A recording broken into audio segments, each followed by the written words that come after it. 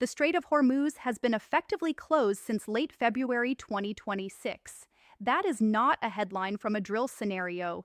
That is the reality the world woke up to after the United States and Israel launched their air campaign against Iran. Tran retaliated not with a sprawling ground war, but with something far more surgical. They shut the strait warnings to tankers, attacks on merchant vessels, naval mines sown like dragon's teeth across one of the most congested waterways on Earth. Within days, the major shipping companies pulled out entirely. 20 million barrels of oil per day stopped flowing. That is not a disruption. That is a cardiac arrest for the global energy system. Now, while Donald Trump is busy blockading that same strait and picking public fights with NATO allies who refuse to send warships, something extraordinary is happening just north of the American border. Almost nobody is talking about it. Canada, the country Trump has spent the last year and a half trying to humiliate, bully, and absorb into the United States as a 51st state, is quietly becoming one of the most powerful energy players on the planet. Prime Minister Mark Carney knows it. He is not just sitting on the world's third largest oil reserves while the Middle East burns. He is using those reserves, using them against Trump, against everyone who bet that Canada would fold under pressure. And if you are an American filling up your gas tank right now at prices that have climbed above $4 a gallon and are still climbing, you need to understand that what happens next between these two leaders could determine whether that price goes up or comes back down. Let me explain what is really going on, because the mainstream media is missing the bigger picture entirely. We have to start with the scale of the crisis. The head of the International Energy Agency called the Hormuz closure the greatest global energy security challenge in history. Brent crude surged past $120 a barrel. Gas prices across the United States punched above $4 and kept rising. Jet fuel prices more than doubled. Diesel, the absolute lifeblood of trucking and agriculture, went through the roof. Fertilizer prices, heavily dependent on Gulf exports of sulfur and urea, began spiking in ways that agricultural economists warn could trigger a food price crisis reminiscent of 2022. Airlines started rerouting flights around the entire Middle East, adding hours to routes and millions in fuel costs. Stock markets tumbled, recession odds climbed across every major economy, and Donald Trump, who launched this war, expecting a quick, decisive operation that would showcase American military power, found himself trapped in a conflict that is bleeding American wallets dry. This is where Canada enters the picture. And this is where Mark Carney's strategy becomes genuinely fascinating. Within days of the strait closing, Canada's top trade officials began doing something they had never done at this scale before. They started calling energy buyers around the world, not just in the United States, but in Asia, in Europe, in countries that had been dependent on Gulf oil and were suddenly desperate for alternatives. Canada's international trade minister went on Bloomberg television from Seoul and delivered a pitch that was unmistakable in its ambition. He said conversations in South Korea were revolving around energy and what more Canada could do: crude oil, liquefied natural gas, nuclear capacity. Canada has all of it, he said, and we are getting a lot of calls these days. That might sound like standard diplomatic language. In context, it was a declaration of strategic intent. Canada is positioning itself as the reliable, stable, democratic alternative to the chaos of the Middle East. While Iranian mines threaten tankers in the Gulf, Canadian oil is flowing safely through pipelines in Alberta.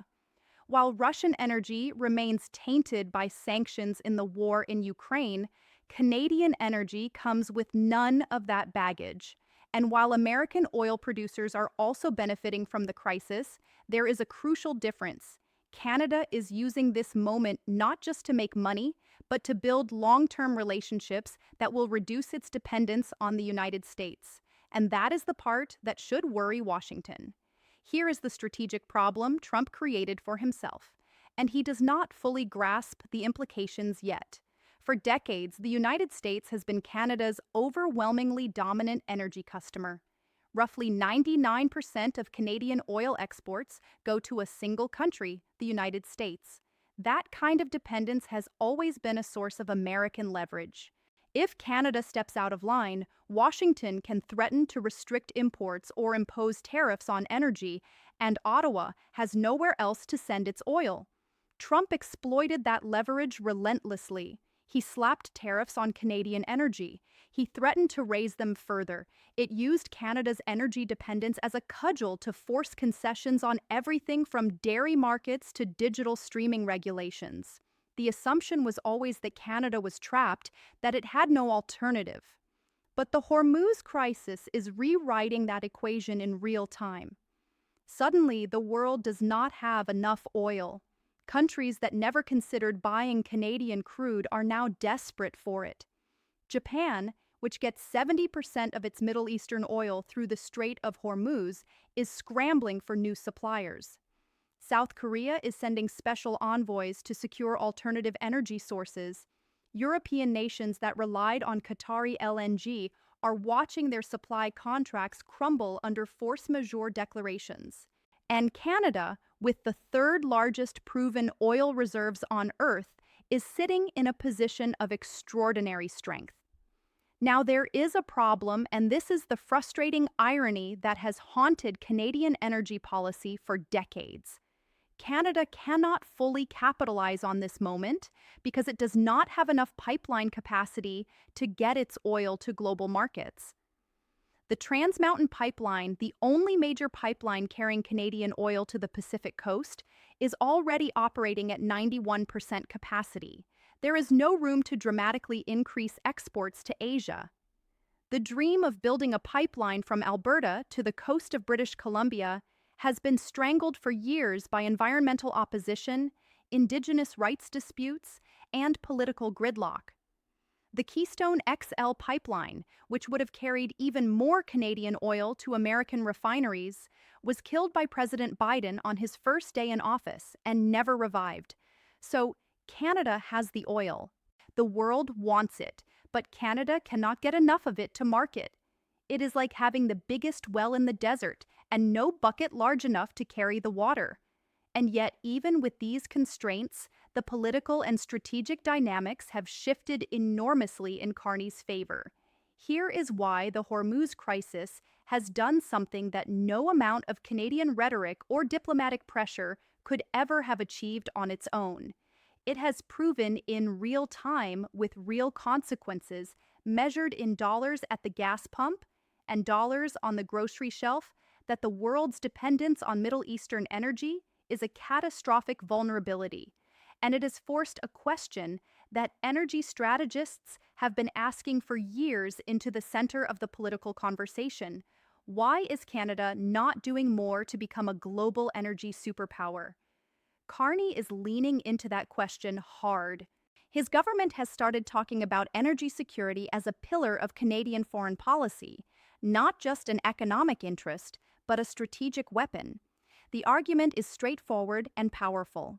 Democratic allies should not have to choose between buying oil from Russia, which is using energy revenue to fund its invasion of Ukraine, or buying oil from the Gulf, where supply can be cut off by any conflict in a region perpetually on the edge of war.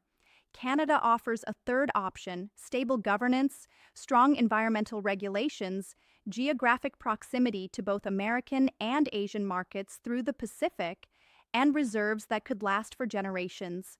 This is where the US-Canada trade fight intersects with the Hormuz crisis in a way that creates maximum pressure on Trump, because right now, Trump needs Canadian energy more than ever. American refineries, particularly the heavy ones on the Gulf Coast, are designed to process the exact type of heavy crude that Canada produces. Without it, those refineries would have to import heavy crude from somewhere else. And with the Middle East in flames, the alternatives are limited. Venezuela, which was briefly back on the market after Trump desanctioned some of its production, does not have the infrastructure or stability to fill the gap. Russia is off limits for political reasons. That leaves Canadian oil as one of the most critical inputs into the American refining system at the exact moment when Trump is trying to keep gas prices from derailing his party's chances in the 2026 midterm elections. Carney knows this. He knows that every day the Strait of Hormuz stays closed, his leverage grows. He knows that every cent gas prices rise in the United States, Trump's political vulnerability deepens. And he knows that the upcoming USMCA trade review, which could reshape the entire North American economic order, is happening against the backdrop of an energy crisis that makes Canada indispensable. Now, Trump is not a fool. He understands leverage too. His response to the Hormuz crisis has been characteristically aggressive. After peace talks with Iran collapsed over the weekend in Pakistan, Trump announced a full naval blockade of the Strait of Hormuz. He declared that the U.S. Navy would prevent all ships from entering or leaving the strait until Iran opens it to everyone. The move is partly aimed at choking off Iran's remaining oil revenue, but it also carries enormous risks. If the blockade escalates into a direct naval confrontation with Iran's Revolutionary Guard, oil prices could spike even higher. If the blockade drags on, the pressure on American consumers will become politically unsustainable. Meanwhile, Trump has been raging at NATO allies for refusing to help. He called the alliance a paper tiger. He threatened to withdraw the United States entirely. He demanded that European countries send warships and military assets to the strait, and one after another they declined. The United Kingdom said it would not participate in the blockade. France and Germany said any reopening of the strait would require a durable peace agreement with Iran, something that looks increasingly distant. And right in the middle of all this, Mark Carney did something that was strategically brilliant and provocatively timed. He reaffirmed Canada's commitment to NATO and its focus on Arctic security, carefully positioning Canada as a loyal but independent ally. He is not rejecting NATO. He is not rejecting the alliance with the United States. But he is making it clear that Canada's military cooperation and energy cooperation are not free goods that Trump can demand while simultaneously threatening Canadian sovereignty and slapping tariffs on Canadian industries. This is the calculation Carney is making, and it is a high-wire act of extraordinary complexity.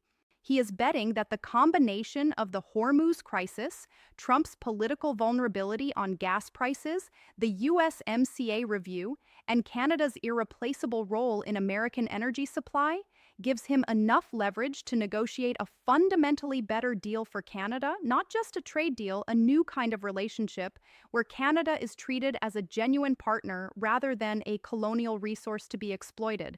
But there are enormous risks. If Trump feels cornered, he tends to escalate rather than compromise. He could impose even higher tariffs on Canadian energy as punishment for what he perceives as insufficient loyalty. He could try to rewrite the USMCA in ways that strip Canada of its remaining protections. He could use the crisis to justify even more extreme rhetoric about annexation and the 51st state. And if global energy prices remain elevated, both American and Canadian consumers will suffer, creating domestic political pressure that could undermine Carney's position from within. There is also the pipeline problem. Canada cannot become a true energy superpower if it cannot get its oil to Asia. The Trans Mountain expansion helped, but it is not enough. Building new pipeline infrastructure to the Pacific coast remains politically toxic in British Columbia and among environmental groups that form a key part of Carney's political coalition. This is the strategic contradiction at the heart of Canada's energy ambitions. Carney talks about diversification and independence, but his country remains structurally dependent on the American market because it has not built the infrastructure to reach anyone else. Some analysts have pointed out the dark irony. Canada ships 99% of its oil to a single customer while simultaneously complaining about dependence on that customer. It is a country with the resources to be an energy superpower, but the political culture of a country that cannot get out of its own way. Until that changes, Canada's energy leverage, real as it is, remains limited by the physical reality of pipelines and ports. Still, the trajectory is clear. The Hormuz crisis has accelerated a shift in global energy politics that was already underway. Countries around the world are rethinking their energy supply chains. Long-term contracts are being renegotiated. New partnerships are being explored. And Canada, despite its infrastructure limitations, is in the conversation in ways it has never been before. Here is what happens next. Carney will use the Hormuz crisis as his primary argument in the USMCA negotiations. He will tell Washington that Canada is not just a trade partner, but a strategic energy asset, and that treating it as a hostile state through tariffs and annexation threats is self-defeating. He will push for tariff reductions on Canadian energy as the starting point of any deal, knowing that Trump's own economic advisors understand the importance of cheap Canadian crude to American refining capacity, and he will use the global attention on energy security to make the case at home and abroad for finally building the pipeline and export infrastructure that Canada needs to break free of its overwhelming dependence on the American market. Trump, meanwhile, will try to take credit for the energy crisis driving investment into North American production. He will frame the blockade as proof of American military strength, and he will use the USMCA review to extract maximum concessions from Canada, particularly on dairy, digital regulation, and alignment with Washington's approach to China. But the gas prices that are eating into his popularity will constrain his options in ways his rhetoric does not acknowledge. You cannot simultaneously punish your biggest energy supplier and keep gas cheap. The math does not work. The deeper question, the one that goes beyond any single negotiation or crisis, is whether this moment represents a permanent shift in the US-Canada relationship. For decades, the assumption in both countries was that their economic integration was a done deal, locked in by geography, history, and mutual interest. Trump has shattered that assumption, and the Hormuz crisis has revealed just how much power Canada has been sitting on without fully realizing it. Mark Carney once ran two of the world's most important central banks. He spent his career managing crises that could have collapsed entire economies. Now he is managing the most consequential period in Canadian foreign policy since Confederation.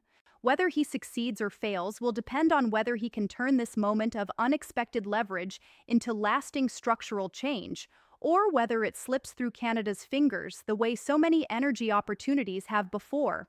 For Americans, the lesson is simpler, but no less important. The country you have been taking for granted, the neighbor you have been threatening with tariffs and absorption, the ally you have been calling a 51st state, is the same country producing the oil you need to keep your economy running. And right now, they have other options. Not enough of them yet, but more than they had yesterday and more tomorrow than they have today. That is the reality Donald Trump is waking up to. And it is a reality that no blockade, no tariff, and no Truth Social post can change. Please hit the bell icon and subscribe my channel for daily updates.